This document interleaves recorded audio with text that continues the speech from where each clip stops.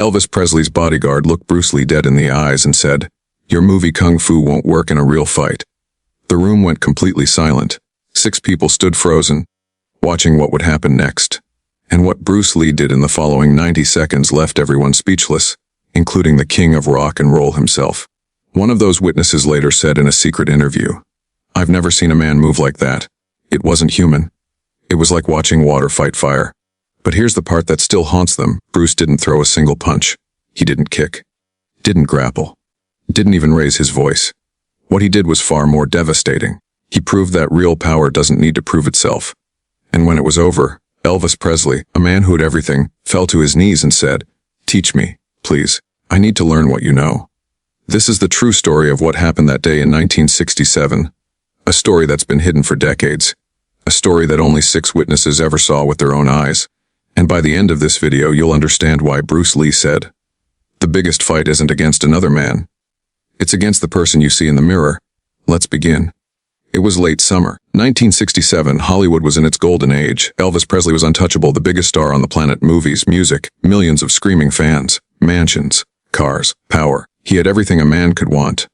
But inside, Elvis felt something missing, something he couldn't buy, couldn't perform his way into, couldn't fill with fame. He'd been training in karate for several years by then.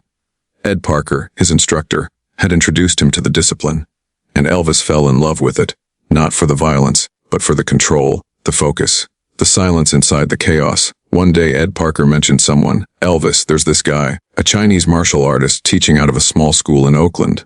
His name is Bruce Lee. They say he moves so fast, cameras can't even capture it properly." Elvis leaned forward, faster than the camera. "That's what they say.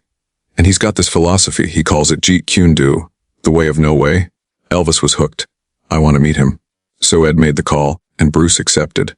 Now here's what most people don't know. Bruce Lee wasn't famous yet. Not in America, anyway. He'd done some TV work, played Kato in The Green Hornet, but the show had been canceled. He taught martial arts in a small studio. Struggled to pay rent. Fought against Hollywood racism every single day. To most Americans, he was nobody. But to those who knew, he was everything. When Bruce arrived at Elvis's Bel Air mansion on that warm August afternoon, he came alone. No entourage. No cameras. No bodyguards. Just him. In simple clothes, jeans, a dark shirt, worn sneakers. He carried a small bag with his training gear. Elvis had invited his inner circle, his manager, a few musicians from his band, his cousin, and his bodyguards. 7 people total waiting in Elvis's private gym. The biggest guy in the room was Red West, 6'2", 220 pounds, former football player, fists like hammers. Red had been with Elvis since high school. His job was simple: protect the king. From fans, from threats, from anyone who got too close. And when Bruce walked into that gym, 5'7", maybe 140 pounds, calm face, quiet energy, Red looked him up and down and smirked.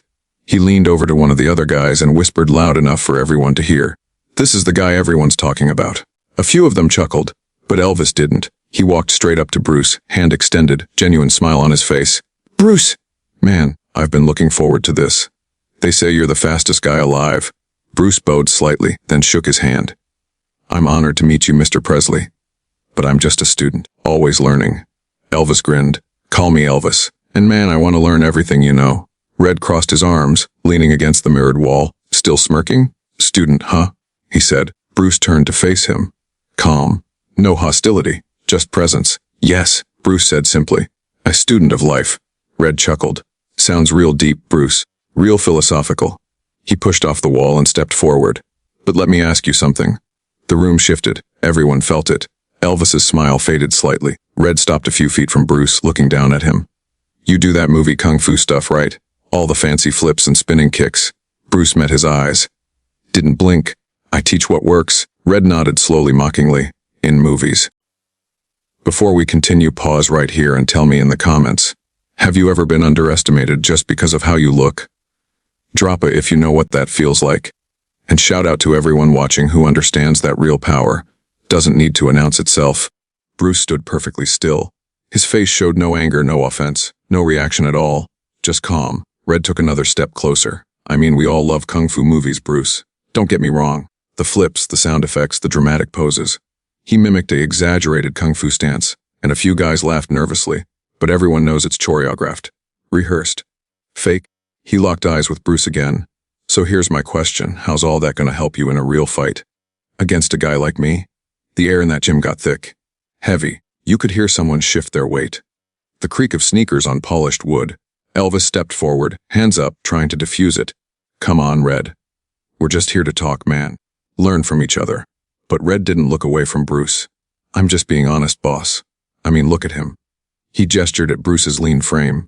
No offense, Bruce, but you're what? 140 pounds soaking wet. I fought guys twice your size, real street fighters, real brawlers. He tapped his chest. Your movie kung fu won't work in a real fight. Silence, complete, absolute. Silence. One of the musicians looked at the floor. Elvis's cousin bit his lip, uncomfortable. Even the guy by the door stopped leaning and stood up straight. Everyone waited to see how Bruce would react. Would he get angry? Defensive? Would he walk out? But Bruce smiled, not a fake smile. Not a nervous one, a genuine, peaceful smile. You're right, he said softly. Red blinked. What? You're absolutely right, Bruce repeated, his voice calm, almost friendly. Movie kung fu won't work in a real fight. Red's smirk came back. See, even he admits it. But Bruce wasn't done. He took one step forward, not aggressive, just closing the distance. But what I do? He paused, his eyes steady, clear, piercing. Isn't movie kung fu. The room changed in that instant. Red's smirk faded. Elvis straightened up, suddenly alert. Bruce continued, his voice still soft but carrying a weight that filled the entire space. What you see in movies is performance, entertainment, art. What I teach is survival, efficiency, truth. He looked around the room, meeting each person's eyes for just a moment. In a real fight, there are no camera angles, no second takes, no stunt doubles. He turned back to Red. There's just you, your opponent, and the question of who understands themselves better. Red's jaw tightened. His pride was on the line now. Big words, little man. He stepped even closer, towering over Bruce. How about you stop talking and show me what you got? Elvis moved forward. Guys, seriously, let's just... But Bruce raised one hand gently, still looking at Red. It's okay, Elvis. He turned his full attention to the bodyguard. If you want to see, I'll show you. Red's chest puffed out. Yeah, you gonna fight me? Bruce shook his head slowly. No. Why not? Scared? No. Bruce said, his voice quieter now, almost a whisper. Because I don't need to. The room erupted in murmurs. Oh man, he's backing down. I knew it was all talk, but Elvis saw something different. He saw Bruce's eyes, completely calm, completely present, completely certain. This wasn't fear. This was something else entirely. Red laughed, harsh and loud. Of course you don't need to. Because you know what would happen. Bruce tilted his head slightly. Do you? Yeah. I'd put you on the floor in 10 seconds. Maybe, Bruce said. Or maybe you'd learn something that would change your life forever. Red's face flushed red. You calling me ignorant? I'm saying you're looking at the wrong thing. Bruce gestured to his own body. You see my size, my age, my race. Then he tapped his temple. But you're not seeing what matters? Red clenched his fists. All right, Bruce Lee. You want to dance?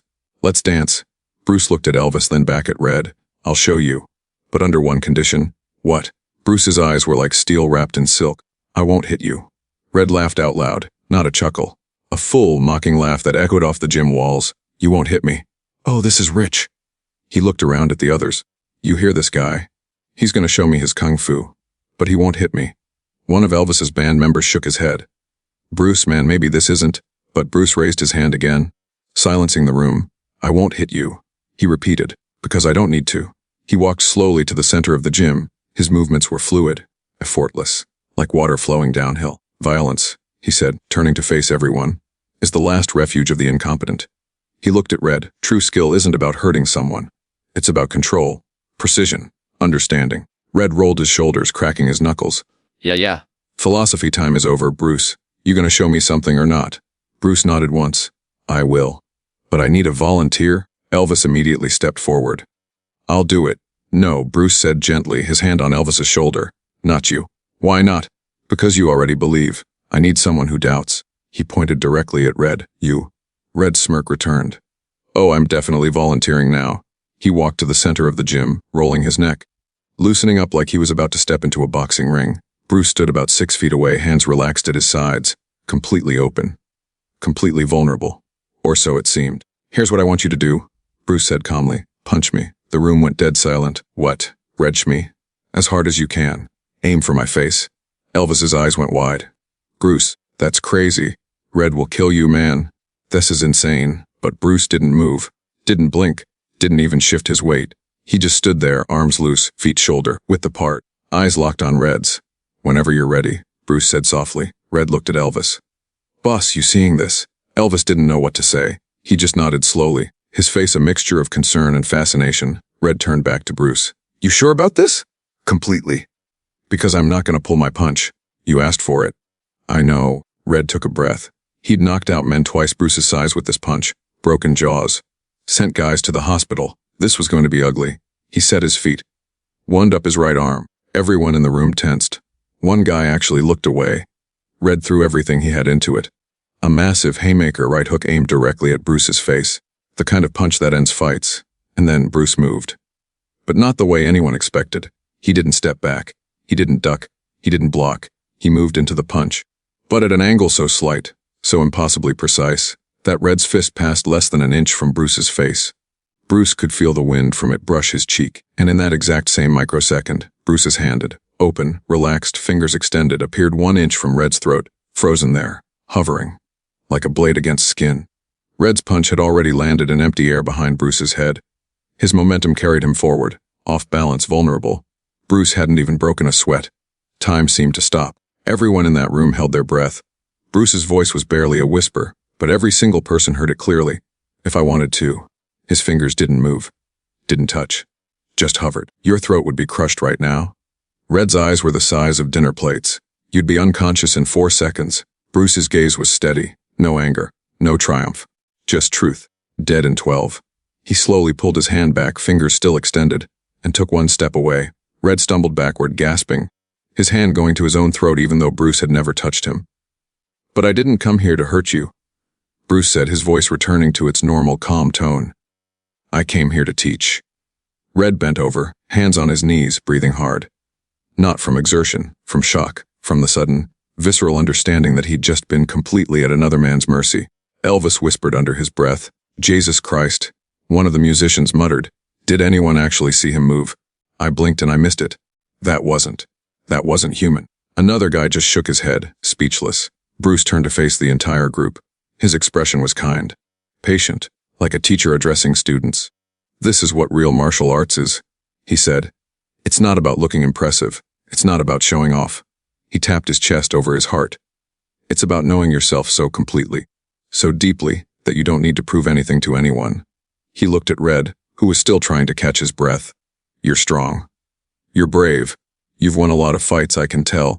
Red looked up at him, still shaken. "But strength without control." Bruce paused. "Is just violence waiting to happen."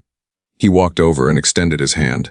Red stared at it for a moment. Then, slowly, he reached out and shook it. Red's voice cracked. "I'm sorry, man. I didn't understand."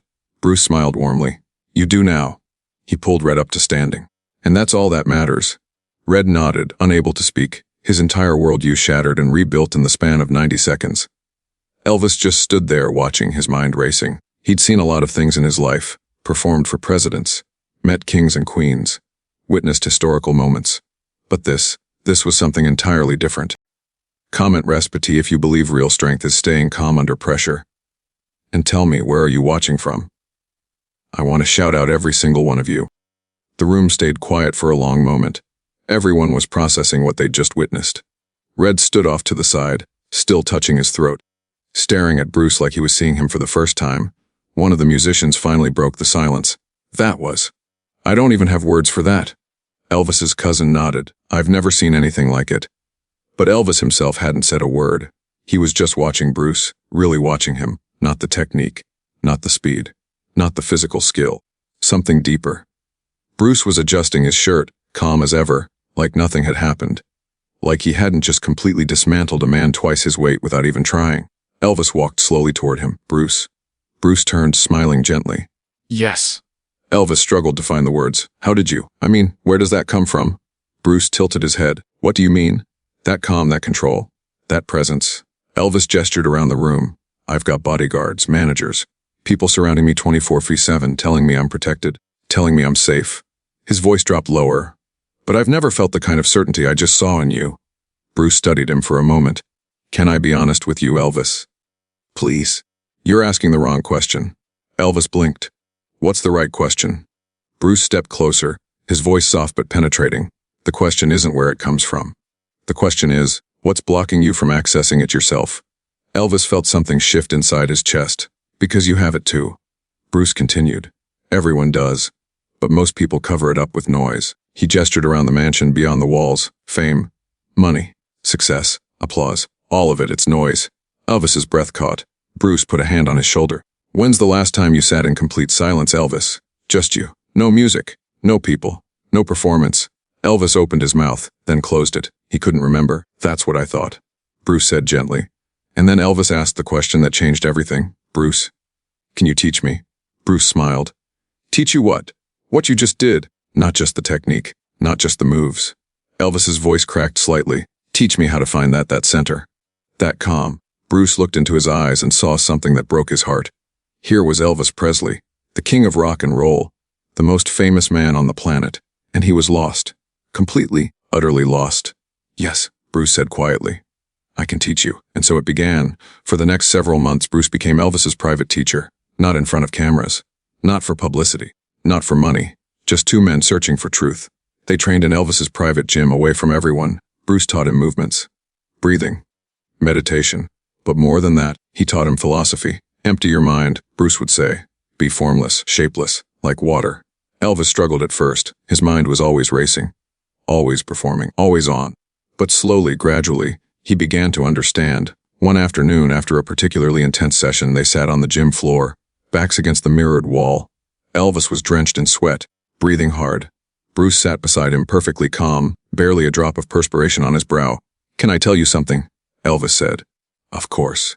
Elvis stared at his own reflection. I have everything, Bruce. Everything a man could want. Money, fame, beautiful women, manch cars, private jets. His voice went quiet, but I feel empty inside. Like I'm always performing. Never just being. Bruce didn't respond immediately. He let the words hang in the air. Then, softly, he said, That's because you're living someone else's idea of who you should be. Elvis looked at him. You're Elvis Presley, the icon, the brand, the king. Bruce met his eyes. But who was Elvis Presley, the man? Tears welled up in Elvis's eyes. I don't know, he whispered. I honestly don't know anymore. Bruce put his hand on his friend's shoulder. Then that, he said gently, is where your real training begins. Over the following weeks, Bruce taught Elvis more than martial arts. He taught him how to meditate, how to silence the constant chatter in his mind, how to find his center when the entire world was pulling him in 1,000 different directions. And for a brief, beautiful time, Elvis found peace. He told his cousin later, Those sessions with Bruce were the only times I felt like myself. Like I could breathe. But here's the tragedy that still haunts everyone who knew them both. The world didn't let Elvis keep that peace. The pressures came roaring back. The movie contracts, the recording sessions, the expectations from millions of fans, and worst of all, the pills, the sleeping pills to come down, the amphetamines to get back up, the cycle that would eventually destroy him. Bruce saw it happening. He tried to warn him. Elvis, he said one day, his voice urgent, if you don't protect your peace, the world will destroy it. You have to fight for your center every single day. Not against enemies. Against the noise. Elvis nodded. He understood. But understanding and acting are two different things. The machine that was Elvis Presley was too big, too powerful, too demanding, and slowly, Bruce watched his friend slip away. By 1973, Bruce Lee was gone, dead at 32 years old under mysterious circumstances. When Elvis heard the news, he locked himself in his bedroom and cried for hours. One of his closest friends said later, Elvis told me Bruce was the only person who ever saw him as just a man. Not the king, not the icon, just a man trying to find his way. 4 years later, in 1977, Elvis was gone too, found dead in his Graceland mansion at 42. Two warriors, both searching for peace. Both destroyed by the world they were trying to navigate. Type if this hit you emotionally. Because sometimes the saddest stories teach the most important lessons. And sometimes the people who seem to have everything are the ones suffering the most. So after everything we've just uncovered, after the confrontation, the training, the friendship, the tragedy, what's the real lesson here? Because this isn't just a story about two famous men. This is a story about something we're all facing right now. Bruce Lee walked into a room full of doubt and disrespect. He could have responded with violence, with ego, with anger. He had every right to. But he didn't. He proved himself with presence. Not with fists. Not with words. Not with showboating. Just pure, undeniable presence. And that's something we've completely lost in today's world. Everyone's trying to prove something. Prove they're tough. Prove they're smart. Prove they're successful. Prove they're better than the person next to them. Social media, status symbols, humble brags disguised as gratitude posts. It's all noise, all performance, all desperate attempts to convince the world and ourselves that we matter. But real power doesn't need proof. Real respect doesn't need to be demanded. Real strength doesn't need to announce itself. It just is. Bruce Lee stood in front of a man twice his size who was mocking him to his face, and he responded with calm, with control, with certainty. He didn't need Red to believe in him. He didn't need the room's approval. He didn't need to hurt someone to prove his point. He just needed to show up, fully, completely, authentically. And that's what changed everyone in that room. Not the technique, not the speed, the presence. Think about your own life for a moment. How much energy are you wasting trying to prove yourself to people who don't even matter? How many arguments are you getting into just to be right? How many times are you performing instead of just being? Bruce didn't perform that day. He simply was. And it was more powerful than any punch he could have thrown. Now here's the part that should really shake you. Elvis Presley had everything the world told him mattered: fame, wealth, adoration, power, millions of people screaming his name. But he said Bruce Lee, a man with a fraction of his fame and wealth, was one of the only people who truly saw him. Because Bruce didn't see Elvis Presley the king. He saw a human being, struggling, searching, and he treated him that way, with honesty, with compassion, with truth. That's what we're all starving for. Not more followers, not more money, not more recognition. We need people who see us, really see us, beyond the masks, beyond the performance, beyond the image we project to the world. We need people who can sit with us in silence and not need us to be anything other than what we are. And just as importantly, we need to become those people for others. Bruce could have dismissed Elvis as just another celebrity, just another rich guy with problems that don't matter. But he didn't. He saw the man behind the legend. And he honored that man by telling him the truth, even when the truth was hard to hear. You're living someone else's idea of who you should be. That's the kind of friendship that changes lives. Not the ones who tell you what you want to hear. The ones who tell you what you need to hear. Because they care more about your growth than your comfort. Here's what I want you to take from this. Stop trying to prove yourself to people who can't even see you. Stop wasting energy on battles that don't matter. Stop performing when you could just be present. The world will always demand more from you. More content.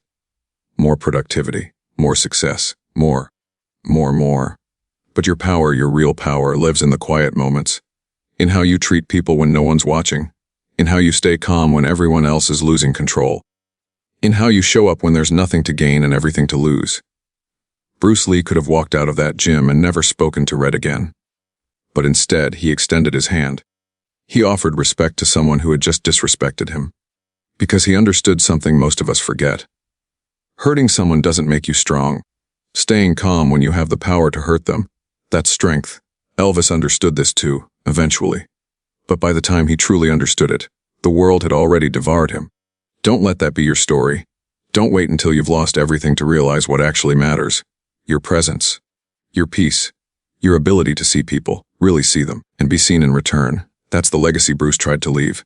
Not in movies. Not in tournaments. Not in fame. In moments like these. In quiet gyms with 7 witnesses. In friendships that changed lives. In lessons that echo across decades. If this lesson hit home, type CELO8Y in the comments. And tell me who in your life truly sees the real you. Who do you see beyond their mask? Because that's where the real work begins. Before you go, I need to share something with you. Something that wasn't widely known until recently. After Elvis died in 1977, his cousin was going through his personal belongings at Graceland. In a locked drawer in Elvis's private study, he found a letter, written in Bruce Lee's handwriting.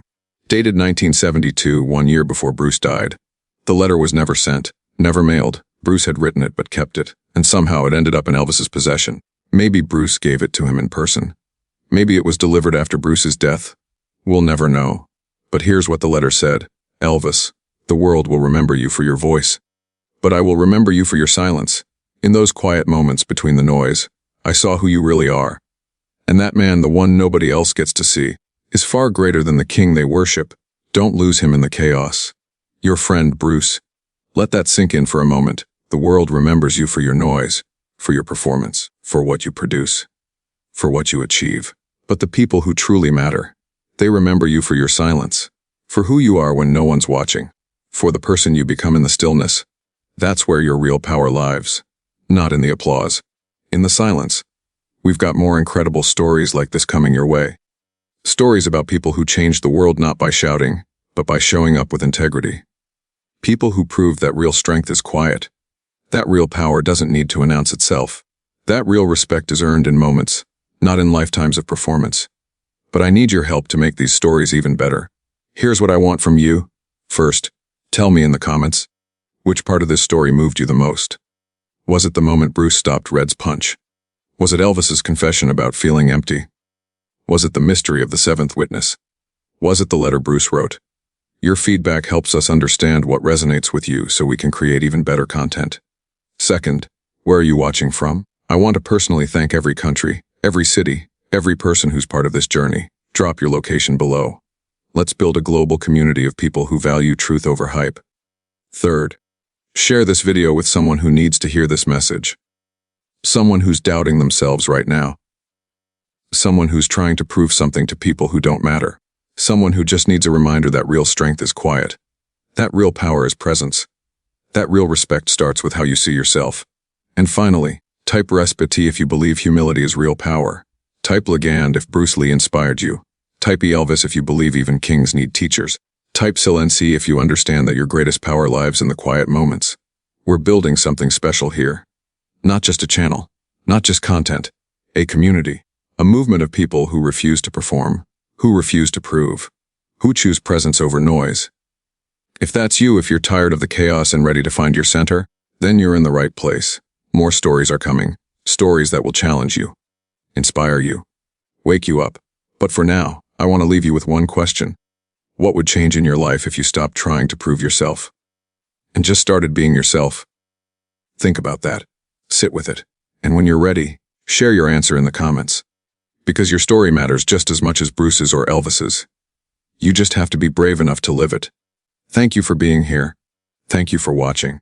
Thank you for being part of this community. Stay humble, stay strong, stay present. And remember, the biggest fight you'll ever have isn't against another person. It's against the noise in your own mind. Win that fight, and everything else falls into place. See you in the next one.